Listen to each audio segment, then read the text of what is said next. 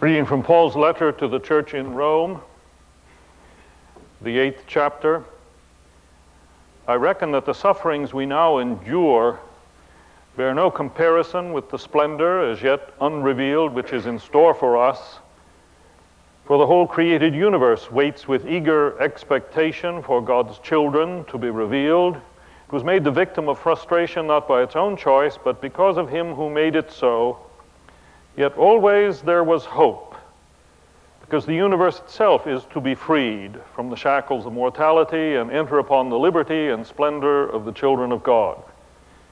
Up to the present, we know the whole created universe groans in all its parts as if in the pangs of childbirth. And not only so, but even we are groaning inwardly while we wait for God. For now we have been saved through hope. Now, to see is no longer to hope. Why would a man endure and wait for what he already sees? But if we wait for something we do not yet see, then in waiting for it, we show our endurance.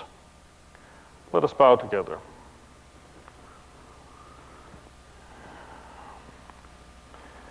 O God, in the midst of the turning of seasons, the activities that lie before us, the tasks that dot our calendars, grant us a moment of refreshment and renewal, that we may meet the season with strength and with hope.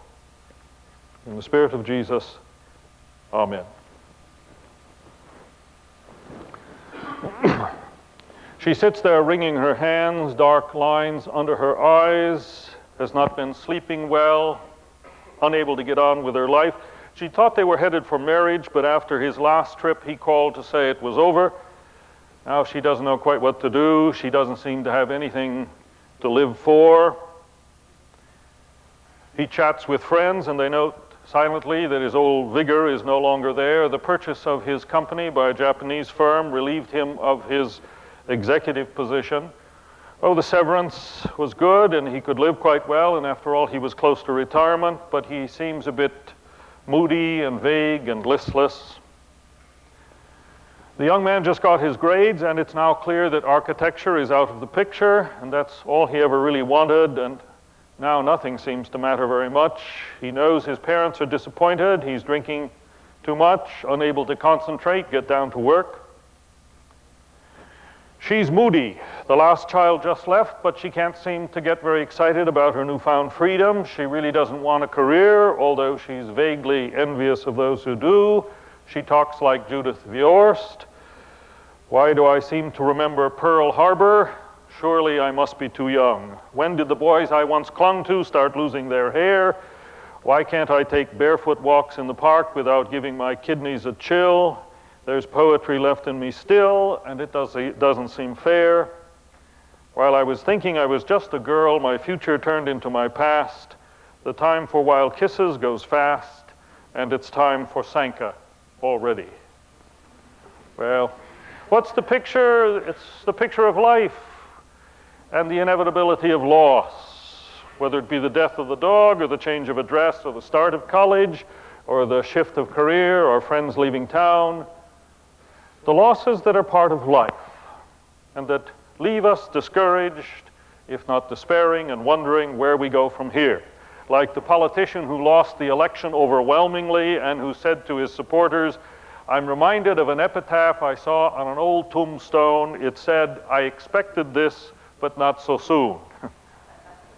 Which is why hope is so important, because reversal and defeat and loss are an inevitable part of life, and it is, after all, the capacity, after digesting the blows and grieving the losses, to turn and look forward again, to believe in tomorrow, to hope again, that saves us. For we have been saved through hope, writes the apostle long ago. In an interview, the late Dr. Carl Menninger, one of the founders of that famed clinic in Topeka, Kansas, said, hope is a basic ingredient to life. Still, interestingly, not much has been written about it. St. Paul knew how important it was. He put it right up there alongside faith and love. But if you look in the Encyclopedia Britannica, you'll find pages and pages about faith and columns about love. But hope Poor little Hope, she's not mentioned at all. He talks about the importance of hope in teaching. Quote, if you ever hear a teacher say a student is hopeless, you've got a hopeless teacher on your hands. He talks about its role in medicine. I trust we are seeing the last of hopeless doctors who tell patients their case is hopeless. Once I saw a feeble-minded child recover. Medically, her case was hopeless, but she recovered anyway. So hope was there all the time. We just didn't know it. In laboratory experiments, Dr. Carl says, we know that hope is the lifeline that makes survival possible. Rats and other animals in stressful situations survive quite well as long as they can see or sense some possible escape, some possible way out. But once hope is removed, they give up and they die very quickly. If you lose hope, Dr. Carl says, you stop trying and you stop caring and you die. So it's true, in hope we are saved, as Paul writes to his friends in Rome. So how do you get it and keep it? Well, clearly it begins with the willingness to embrace a certain faith. Hope is one form of faith. Who hopes for what he sees, says the apostle. Here's where I think hope is deeper and a more profound reality than mere optimism. I have nothing against optimism, but it seems to me that when we talk about optimism, we're very often talking about a selective way of seeing. We're talking about looking at the glass as half full rather than empty, for example. Someone said they encountered the ultimate in an optimistic advertisement the other day. It said, for sale, 1926 Stutz Bearcat takeover payments. So optimism, as we use the word, generally means the willingness to pay attention to the good in our lives, the promising on the human scene. And that's not bad. But hope is something deeper. The old faith talks about hope in God. That is, hope is confidence in what we do not see, in what we cannot predict, in what we cannot calculate. It's confidence that no matter what the picture happens to be now, at the moment, no matter if the glass is half empty or bone dry, this does not determine tomorrow. Tomorrow is ultimately in the hands of a reality that we can neither anticipate nor predict, and whose purposes are ultimately loving and good. You get it in the old hymns, especially the one by James Russell Lowell. It's in the book. Though the cause of evil prosper, yet 'tis truth alone is strong. Truth forever on the scaffold, wrong forever on the throne. Yet that scaffold sways the future, and behind the dim unknown standeth God within the shadows, keeping watch above his own. The wise have predicted the demise of the human story for centuries. The great Erasmus called his age, the 16th century, the excrement of the ages. Bossuet, French intellectual, in the thick of the 17th century, judged it a wicked and paltry age. Rousseau in the 18th century spoke of it as this great rottenness amidst which we live. Now we go to school and we learn about the 16th as the age of Reformation and Renaissance, the 17th as the age of discovery, including the New World, and the 18th as the age of revolution, including our own. The scientific historians, the pundits, the commentators we listen to on Channel 11, and who pretend to see, are more often wrong than right. Toward the end of the 15th century, all of Europe was caught in the chill of despair and hopelessness. There was such dismay that it was widely believed that the world was coming to an end. In the year 1492, Market, a German author and publisher, produced a popular book called the Nuremberg Chronicle. It recounted all of the calamities that had befallen the human race and those that were impending. And with a climax of dejection, the author invites the reader to use the final blank pages to record any further catastrophes that he had overlooked. Of course, the very year the book was published, there sailed into the harbor of Lisbon a battered little sailing ship that had returned from the storms of the Atlantic, and at the wheel there was a man whose story was too amazing to possibly be true. He spoke not of the end of the world, but about a new world of endless possibilities. The fact is, those who claim to read the future from the appearance of the present are seldom right, whether they be economists or politicians or preachers. The great Henry Adams said in 1903, "My figures all coincide in fixing 1950 as the year when the world will end in ruins." Dr. Forbes Winslow, who was respected as a wise man, said, "By comparing the statistics of mental illness in 1809 with those of 1909, it is clear that we will inhabit an insane world in the not-too-distant future." President Jimmy Carter said in 1978, "Because of the greatness of the Shah, Iran will always be an island of stability in the Middle East." And I think the best one is the Business Week prophecy of 1979. In an editorial, the editors of that magazine wrote, "With over 50 foreign cars already on sale here, the Japanese auto industry isn't likely to carve out any significant slice of the US market." Well, you can go on and on. I got a whole drawer full at home, you know. Haven't we learned in the past 5 years this lesson, the futility of pretending to see? 5 years ago, when asked if the wall in Berlin would ever come down, I would confidently say, as an expert, of course, never in my lifetime. And Art Schlesinger Jr. writes on the op-ed page of the Wall Street Journal, "If any pundit or commentator or scholar had predicted in 1985 that within 8 years Germany would be reunited, communism discredited, the Soviet Union dissolved, Eastern Europe free, Israel and the PLO recognizing one another, he would have been written off as mad." The Psalm Betsy read, "The Lord brings the plans of the nations to nothing. A dictator is not saved by a great army, nor a warrior by great strength. A man cannot trust his armored personnel carrier to save him, but the Lord's eyes are turned toward those who fear him, toward those who hope." Hope is the faith that something good is going on in our lives, whether we see it or not, whether we can anticipate it or not, but to which we may nevertheless trust ourselves. As in history, no less in our own stories, the dismal circumstances of the moment, the sad turn of events of this day, the economic reversal we could not anticipate, they do not determine tomorrow. They do not decide our lives. We too need to hope for what we do not see, precisely because we don't know about tomorrow. With the psalmist, we hope in God. And this is precisely what it means when the old book says to hope in Jesus and his story. His cross, if you will, speaks of what everybody could see, the futility and despair of any kind of decent life in this world.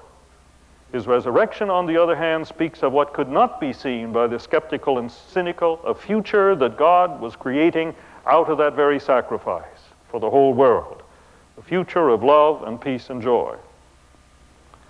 But this faith in the unseen, which is hope, does require something on our part. The hope which is faith, I suggest, requires some fantasies. To give hope staying power, we need to begin to picture possible tomorrows, good tomorrows. We need to catch visions of what we hope for, visions so real that we can reach out and touch them and live toward them. My favorite cartoon, or one of them certainly, is a picture of two prisoners shackled to the wall of a deep, dark dungeon. Spread-eagled, they are securely lashed by manacles and chains. Actually, they're hanging suspended side by side a few feet above the damp floor of the dungeon. There's only one small window way up high, about 30 feet over their heads. They are immobile, alone, pinned inexorably to the wall, and one prisoner is turning to the other and saying, "Now listen carefully, here's my plan." I like that guy. Harry Emerson Fosdick once wrote, "Great living starts with pictures held in one's imagination." Florence Nightingale dreamed of being a nurse. Edison dreamed of being an inventor.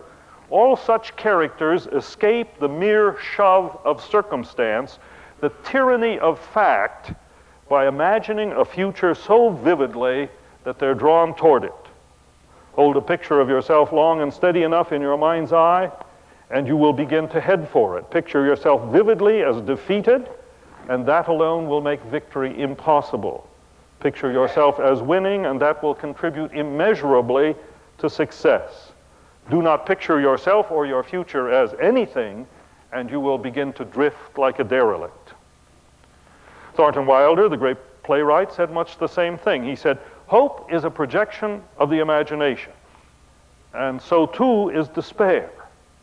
Despair all too readily embraces the ills it foresees. Hope is an energy and arouses the mind to explore imaginatively every possibility to combat them. In response to hope, the imagination is aroused to picture every possible issue, to try every door, to fit together even the most heterogeneous pieces in the puzzle. After the solution has been found, it is often difficult to even recall how one got there. I think the importance of the fantasy of faith, the dreams of the future, are well exhibited by the father of journalist Neil Morgan. He tells the story of this Baptist preacher and journalist who died at the age of 100. He says his dad always had something going for him. He always had a future out there to live for. In his early career, he was a conscience to the community, always writing letters to the editor, calling for changes in what he dreamed his town should be. He was a constant visitor to the sick and shut in and did not believe they should stay that way. At age 97, he mailed cheery postcards by the thousands to persons he felt need a lift. They were all signed S.L. Morgan, 97 and a half. In his last 2 months before his 100th birthday, he could neither write nor speak very much. But in the last years, he always had one dream left, and that was the dream of making 100. So when the big day came, writes his son, his family gathered, and with us came droves of his friends. And as we gathered around his bedside, I leaned close and I shouted, "You are 100 years old today." "Say it again," he said in a hoarse whisper, and then he laughed. He had won his last fight the way he'd won them all, with a deep faith in his God and the future for which he hoped. At the funeral 11 months later, writes Neil, one old friend sought to explain what force sustained my father. He spoke of believing that no matter what the scope of one's influence, one must live with hope and leave the rest to God. I realized, writes Neil, as the casket disappeared, that I was clutching my father's last letter to me. He had written, "I think it may be as good to be a reporter who preaches a little as a preacher who reports a little. Either way, we've both met life head on with hope."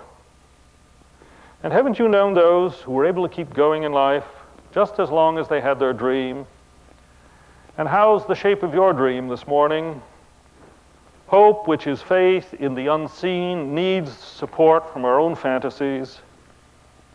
And it needs some support from our feet. Hope in God is sustained as we act hopefully, as we make some moves toward the future of which we dream. Hope is paradoxical, writes Erich Fromm. It is neither passive waiting nor is it unrealistic forcing of circumstances. It's rather like a crouched tiger, which will jump when the moment for jumping comes. Those whose hope is weak settle down for comfort or for violence. Those whose hope is strong are ready every moment to help the birth of that which is ready to be born. Louis Smedes out in California says, "We fear and hope at the same time. An ordinary visit to the doctor is a little parable of fear and hope. Fear says, don't go, you may get bad news. Hope says, go ahead, he may be able to help you."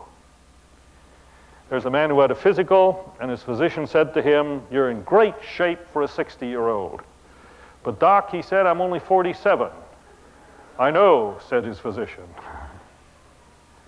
While in Jerusalem recently, we visited Yad Vashem, the memorial to the Holocaust, and I remembered there one of the most unusual stories to emerge from the camps. Buchenwald, I think it was. There was a group of Jewish physicians in that camp who were also prisoners and who followed the same crushing routines as the rest. They got up at 4 in the morning, they stood and shivered through the roll calls, they worked a day-long drudgery on the Autobahn and finally received a cold bowl of thin soup at the end of the day. They were starved and beaten and overworked like all the other prisoners, with no reason to expect any other fate than the miserable death which they saw happening around them every day. But at night, When the other prisoners were asleep, these weary doctors got up and huddled together secretly in a group and talked. They discussed cases together, they prepared and presented papers to each other, they made plans for improving the health conditions of the camp in spite of the apparent futility of the situation. Then they had the idea of trying to build an X-ray machine. They had to smuggle in materials, pieces had to be stolen, guards had to be bribed. Slowly, with the help of other prisoners, they enlisted engineers and electricians. They were able to put together a primitive X-ray machine, which they then would use night after night, in the night, to diagnose and treat their fellow prisoners. How crazy, how futile. The fact of the matter is, not only were they able to help others survive, they kept themselves alive until the camp was liberated. I leave it to you to translate the story to this day and to your own life. For in hope we are saved. Now, to see is no longer to hope, but if we hope for something we do not yet see, then in waiting for it we show our endurance and we are saved. Indeed.